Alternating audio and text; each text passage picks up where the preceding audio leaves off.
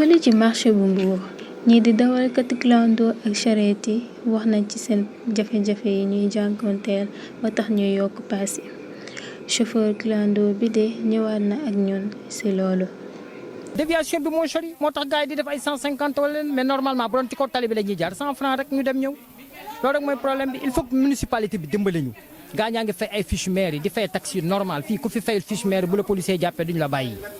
kon nag xaalis bi nga xam ne ni taximaan yi ñu ngi koy def ci dëkk bi mais chauffeur yi nañ ci gis seen bopp dafa leen ay tali yu baax mais ñu ngi fay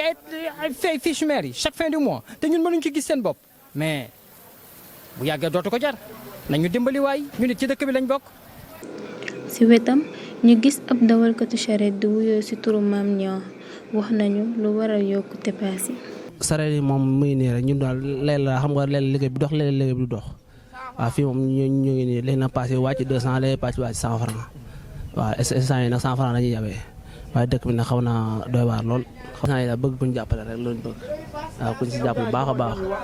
ndax instant yi daal yoon bi neexut instant yi tali bi instant yi kenn mën sa jaar da ngay wëri rek waaw bëgg nañ kuñ jàppale baax a baax waaw lépp a seer instant yi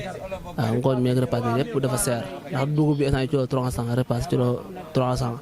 waaw ngooñ mi saako 4000 saako 4500 waaw métti na lool nag. dëgg la paas bi yokku na